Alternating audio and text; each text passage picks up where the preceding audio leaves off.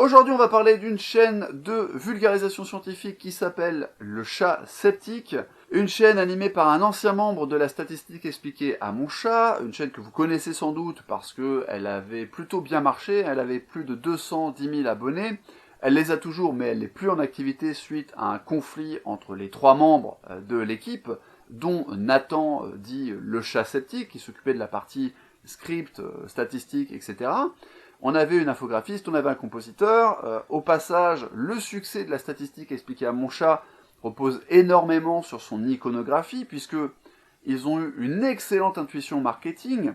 Petite remarque au passage, pour ceux qui sont déjà en train de s'exciter dans les commentaires, le marketing n'est pas un gros mot.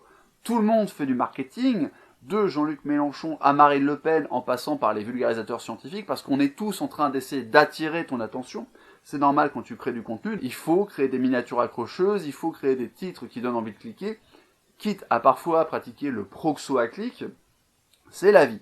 Le marketing est nécessaire, surtout si tu fais un produit de qualité, parce que si tu fais un produit de qualité mais que tu ne le marketes pas, les gens qui font un mauvais produit à côté mais eux utilisent du marketing, auront plus de succès que toi. Excellente approche marketing de la part de la statistique expliquée à mon chat, puisque quel est l'animal qui est le plus adoré sur Internet?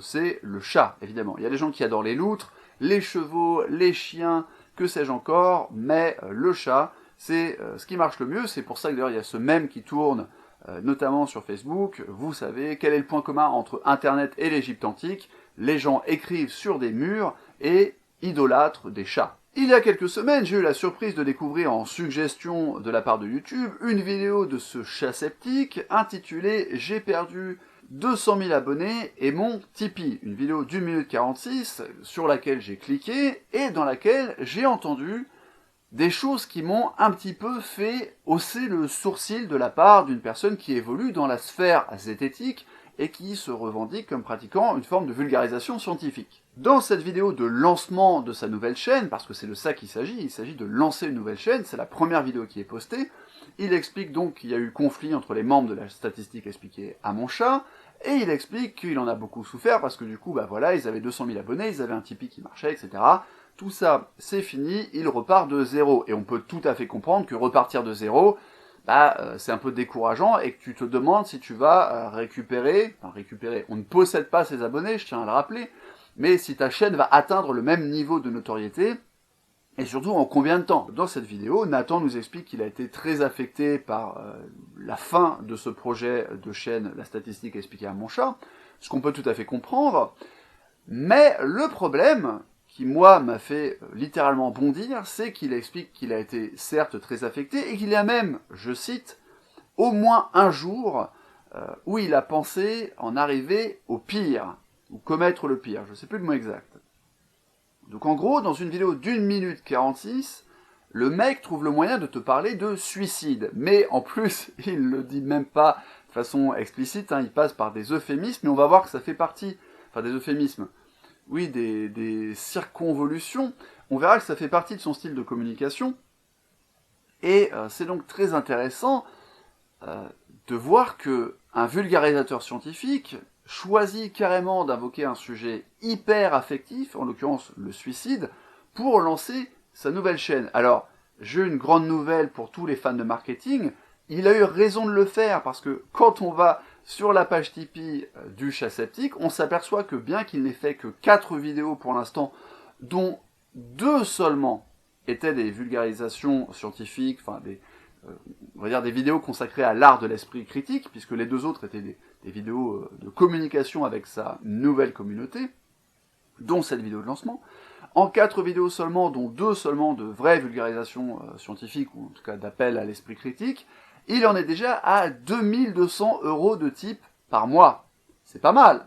Alors pour ma part, je vais être très honnête avec vous, je pense que c'est clairement de la manipulation de la part de Nathan. Je constate que le style de communication de Nathan fait beaucoup appel à l'émotion, et je vais vous donner un autre exemple, c'est sa récente vidéo consacrée au terrorisme. Alors, le fond de la vidéo est plutôt intéressant, comme le dit très bien Daniel Kahneman dans Système 1, Système 2, le terrorisme fonctionne sur un biais de disponibilité, c'est-à-dire que les gens ont peur, en tout cas certaines personnes ont peur dans l'espace public, parce qu'ils ont en mémoire un événement marquant, récent, affectivement touchant, qui est tel ou tel acte de terrorisme.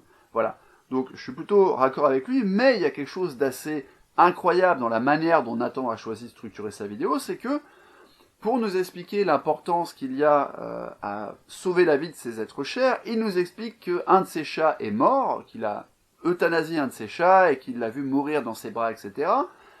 On se demande vraiment quel est l'intérêt de ce genre de précision, mais ça va plus loin. Je vous ai mis une petite copie d'écran. Nathan nous précise donc en parlant de ce chat gringalet recueilli par sa famille, et là je cite quand il dit gringalet recueilli, donc encore des détails qui font appel à l'émotion. C'était un pauvre petit chat tout maigre qui a été recueilli, ça veut dire qu'il était à la rue ou qu'il était en foyer pour animaux abandonnés, etc. Voilà, il n'avait pas de famille, c'était Rémi sans famille. Précision supplémentaire qui apparaît à l'écran, ce chat a été amputé d'une patte en milieu de vie, je ne l'ai que plus aimé.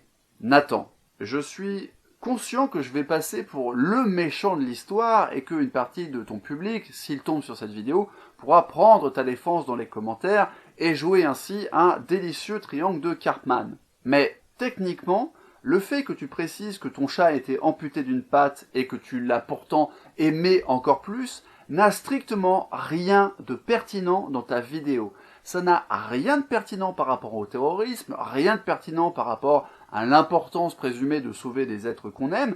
Ce n'est qu'une manipulation qui s'appuie sur un appel à l'émotion une fois de plus. Et Nathan ne s'arrête pas là, puisque ensuite, il enchaîne avec la révélation sur la mort de sa mère, qui est donc décédée d'un cancer à l'âge de 50 ans. 50 ans, c'est évidemment en dessous de l'espérance de vie moyenne pour une femme belge, et donc on est censé être affecté par cette information. Des gens meurent avant l'espérance de vie moyenne, et Nathan a perdu sa mère d'un cancer. Comment ne pas être touché par cette histoire ? Bon, je te rassure, moi je suis pas touché parce que je n'ai pas de cœur, évidemment, en bon capitaliste qui se respecte, je mange des enfants au petit déjeuner. Mais, si tu veux, je remarque une fois de plus un appel à l'émotion, parce que tu n'as pas besoin de préciser que ta mère est morte à 50 ans après un long combat contre le cancer. Tu n'en as pas besoin. Il suffit tout simplement de donner, comme tu le fais d'ailleurs dans le reste de la vidéo, les chiffres de la mortalité liée au cancer. On n'a pas besoin de savoir que tu as perdu ta mère. Et donc, si on combine ça avec les détails sinistres sur ton chat amputé d'une patte recueillie, famélique, etc., si on rajoute ça avec ta mention d'un suicide dans la première vidéo de lancement de ta chaîne, ça commence à faire beaucoup. Ça commence à se voir. Alors vous allez me dire que j'exagère peut-être, parce qu'après tout, on n'est pas sûr que Nathan a conscience d'avoir recours à l'appel à l'émotion. Peut-être qu'il le fait effectivement sans s'en rendre compte. On n'est pas dans sa tête, on ne peut pas vraiment vérifier ça.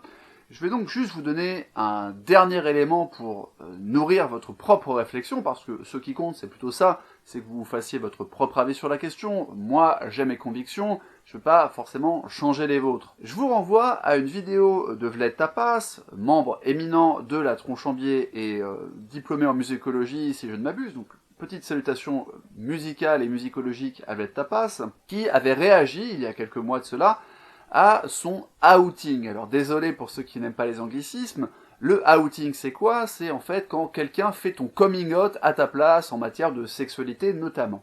Vled Tapas avait vu, je dis c'est parce qu'il dit qu'il est bi, homo, pan, voilà, donc il n'est pas que homosexuel. Donc Vled Tapas a vu ses sexualités dévoilées sur la place publique par quelqu'un, et donc il avait fait une vidéo de réponse sur la chaîne de la Tronchambier. Et ce qui est très intéressant, c'est que Nathan, avec le compte de la statistique expliqué à son chat, a laissé un commentaire sous la vidéo, commentaire que je vais vous lire. Si le maître statisticien d'Albert avait la moitié du courage de Vled, il révélerait en vidéo être en couple depuis 7 ans déjà, avec un homme.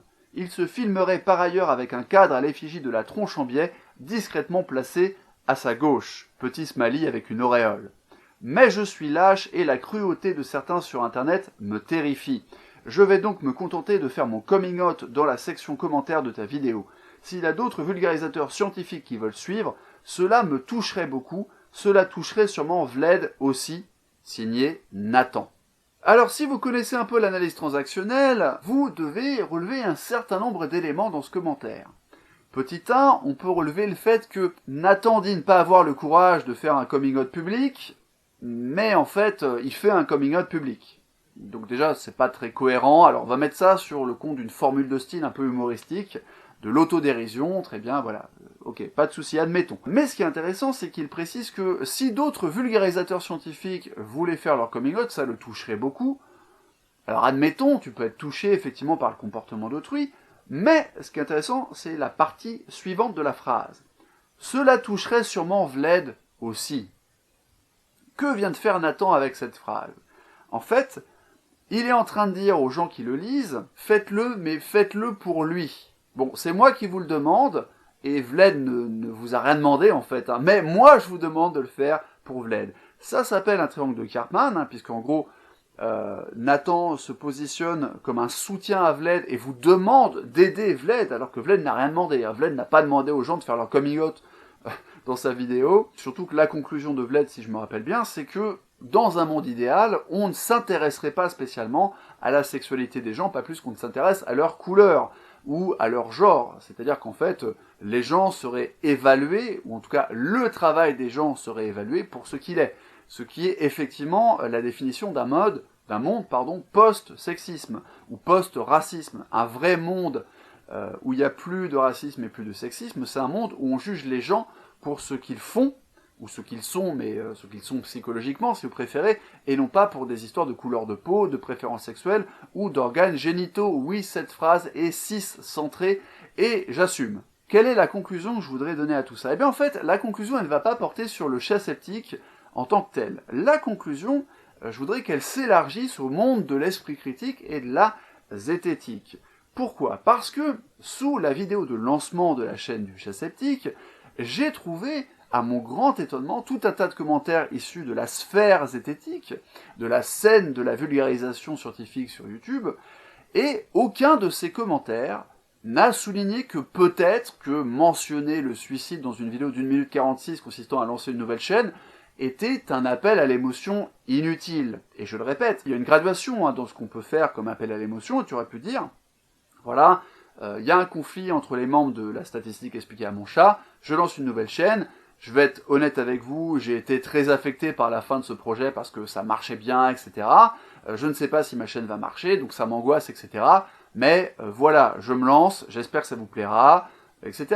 Ça c'est un premier niveau de soutien. Après tu peux dire, ce que fait Nathan dans la vidéo, j'ai même fait ma première dépression, mais bon, ça va mieux et je lance ma chaîne. Et puis, au sommet de la graduation de l'appel à l'émotion, t'as le truc disant, il y a même au moins une journée où j'ai pensé à commettre le pire. Voilà. Et ce qui est intéressant, c'est qu'aucun des commentateurs issus de la scène zététique et de la scène de la vulgarisation n'a relevé ce genre de comportement, y compris des ténors de la chasse au biais cognitif et de la chasse à la manipulation, en l'occurrence, Mandax de la tronche en biais. Je vous mets la copie d'écran du commentaire. Déjà abonné, évidemment, j'espère que tu sauras t'entourer de gens qui ont du respect pour ton travail et ne cherchent pas à abuser de toi. Une belle chaîne qui débute en tout cas. Je vous avoue que j'ai été un peu étonné de voir Acer Mandax, qui est pourtant très prompte à se livrer à des inquisitions lors de certains de ses débats, être totalement dépourvu d'esprit critique quant à la vidéo du chat sceptique. Autre zététicien connu, Dari de la chaîne Temps Mort, une chaîne que j'apprécie beaucoup par ailleurs, hein, quand il fait le nettoyeur de mythes, je trouve ça toujours assez cocasse. Je vous lis une fois de plus le commentaire de Dari. Bah tu vois, sur cette vidéo t'as pas de musique, et bah on s'en bat la race, et on t'écoute quand même. La preuve que le plus utile de la bande, c'est toi. Allez-y, remonte en selle, on t'attend. Et puis si t'aimes pas le vélo, tu peux monter sur n'importe quel véhicule approprié, je suis pas sectaire, bisous. Bon, on voit que Dari a essayé de faire de l'humour, mais là encore, cette personne qui est prompte à aller sortir sa fourche de l'esprit critique pour débunker des documentaires qui sont effectivement des grosses manipulations, là, il n'a pas relevé l'appel à l'émotion. C'est bizarre. Alors, je vous fais pas la liste exhaustive, mais il y a aussi un commentaire de Primum Non Nocere, il y a même un commentaire de Lay de Science for All. Alors, Lay, il passe pas son temps à débunker des choses, et puis j'ai envie de lui pardonner parce que j'aime beaucoup ce qu'il fait, etc. C'est une de mes chaînes préférées. Il a gentiment accepté que je l'interviewe pour mon site. Donc j'ai pas envie de me fâcher avec lui. Et je pense qu'une explication de cette étrange indulgence de la part notamment de la tronche en biais et de Temps Mort, c'est tout simplement un biais affectif Mais pas affective dans le sens où il se serait fait avoir par l'appel à l'émotion de Nathan, mais dans le sens où on a tendance à être plus indulgent avec les gens qu'on apprécie ou avec des gens avec lesquels on a collaboré qui font partie d'un même milieu professionnel. Autrement dit, on n'a pas envie de se fâcher avec notre entourage. Et autant que je peux comprendre que toute une partie du public, qui est peut-être constituée d'adolescents un peu influençables, oui, je viens de faire de l'agisme, une partie du public se soit fait avoir par la vidéo de Nathan, n'ait pas relevé l'indécence qu'il y a à parler de suicide pour lancer une nouvelle chaîne, autant je pense que quand tu es dans une posture d'inquisiteur, et que tu as fait de ton inquisition un fonds de commerce, parce que les chaînes de temps mort et les chaînes de la tronche en biais sont intégralement consacrées à l'esprit critique. On ne parle pas de quelqu'un qui alterne des vidéos polémiques, par exemple, je pense à Anal Génocide, des commentaires d'actualité avec des lectures de philosophes et des rappels à l'esprit critique parfois. On est sur des gens qui sont spécialisés dans le domaine et qui jouissent d'une certaine autorité cognitive, qui sont perçus comme tels, qui sont des agents d'influence. Or, je pense que les personnes les plus dangereuses pour l'esprit critique sont peut-être ces gens-là, ces zététiciens autoproclamés qui sont biaisés, qui ont l'esprit critique sélectif parce qu'en fait, je me risque une généralisation dont vous penserez peut-être qu'elle est abusive, mais on a tous l'esprit critique sélectif. Et oui, parce qu'on a tous des biais, et parce qu'on a tous aussi des préférences affectives, des implications dans les relations. La preuve, j'ai été indulgent avec le commentaire indulgent de Science for All. Mais peut-être que je l'ai été parce que je suis biaisé à l'encontre de Lé, parce que je veux pas le mettre dans le même sac que Dari de Temps Mort et Asserment d'Axe de la Tronche en Biais, parce que lui, je l'ai interviewé, parce que lui, je trouve que sa série Démocratie est une des meilleures séries de vulgarisation scientifique et une des séries les plus utiles au bien commun, finalement, qui ait été faite avec, en général, la chaîne Hygiène Mentale de Christophe Michel, qui est très très très utile aussi. Donc moi-même, je suis en train d'incarner ce biais.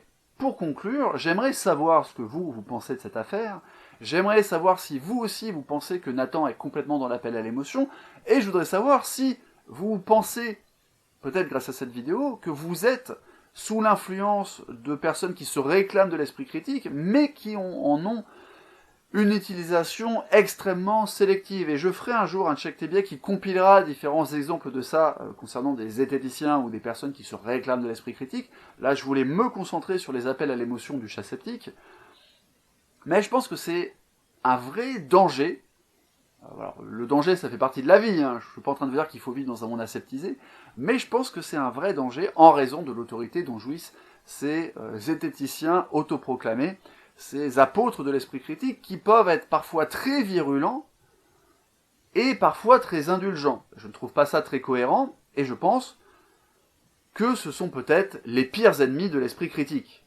J'espère que cette vidéo vous a intéressé, j'espère avoir nourri un débat constructif, et j'espère sincèrement avoir réussi à être critique et acerbe sans être inutilement agressif ou violent ou condescendant. Si tu as aimé cette vidéo, tu peux laisser un pouce en l'air, c'est bon pour le référencement, et je te ferai remarquer que contrairement à AstronoGeek, qui les demande en début de vidéo, moi j'attends la fin, j'attends que tu aies de quoi analyser la vidéo pour te demander ce soutien, tu peux commenter de façon constructive, toutes les injures, genre les trucs homophobes contre Nathan seront effacés, je te préviens tout de suite parce que je sais qu'il y a des rageux des fois qui se perdent sur ma chaîne, donc ce genre d'insulte sera effacé. Tu peux donc commenter de manière constructive, tu peux partager sur tes réseaux sociaux, soutenir la chaîne, en tout cas manifester plutôt ton enthousiasme à l'encontre de cette unique vidéo à travers un pourboire unique sur la page de donation qui est sur mon site. Il y a un lien dans la description. Prenez soin de vous, prenez soin du monde, ça peut servir.